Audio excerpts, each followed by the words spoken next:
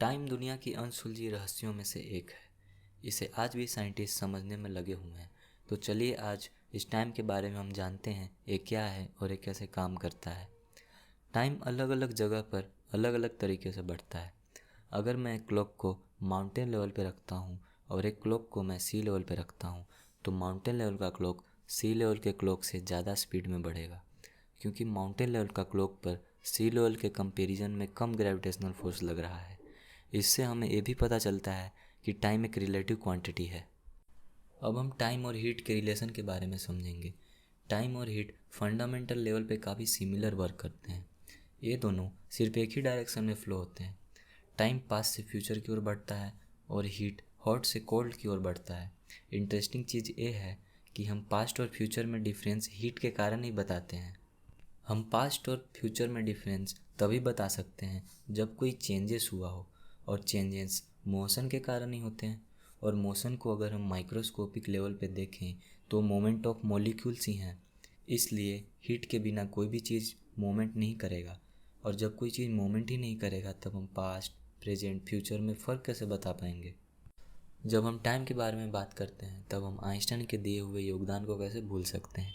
20th century में Einstein ने हमें बताया कि टाइम सेम प्लेस पर भी डिफरेंट रेट से बढ़ता है।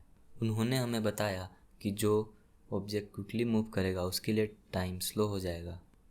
मतलब एक ऑब्जेक्ट स्थिर है और एक ऑब्जेक्ट मूव कर रहा है, तो जो मूविंग ऑब्जेक्ट है उसके लिए स्टैंडिंग ऑब्जेक्ट के कंपैरिजन में टाइम स्लो हो जाएगा।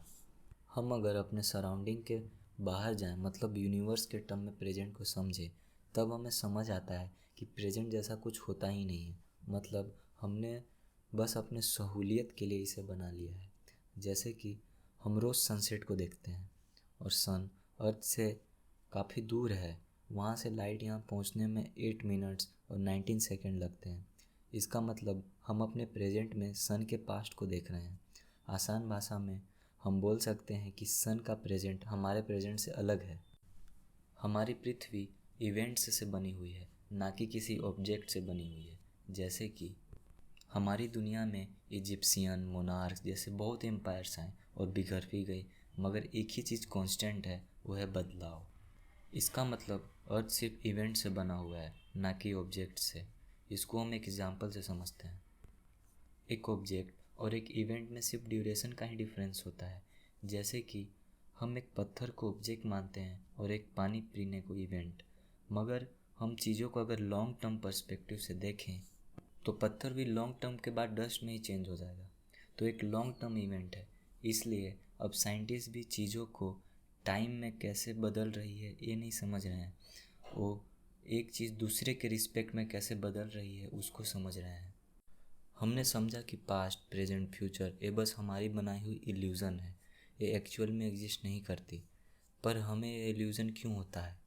इसका कारण है हमारी यूनिवर्स लो एंट्रोपी से हाई एंट्रोपी की तरफ बढ़ रही है, जो कि सेकेंड लॉ ऑफ थर्मोडायनेमिक्स में बताया गया है। इसी कारण मेमोरी, इवोल्यूशन, लाइफ जैसी चीज़ें एग्जिस्ट करती हैं। अभी हमारे पास जो फिजिक्स है उससे हम बिग बैंग के टाइम तक ही पहुंच सकते हैं। बिग बैंग बहुत ज़्यादा लो एंट्रोपी होने के कारण हुआ था। तब से ऑब्जेक्ट हमेशा हाई एंट्रोपी की तरफ बढ़ रहे हैं, मगर हमें अभी प्रूफ नहीं कर पाए हैं कि ऐसी लो एंट्रोपी की सिचुएशन आई कैसे। क्या बिग बैंग के पहले भी टाइम था या इसको प्रूफ करने का फिजिक्स हमारे पास नहीं है। वैज्ञानिक अभी क्वांटम मैकेनिक्स के मॉडल से बिग बैंग के पहले क्या हुआ ये समझने की कोशिश कर रहे हैं। अभी तक की रिसर्च हमारे टाइम के रिलेटेड यहीं तक है। तो आज के लिए इस वीडियो में बस इतना ही।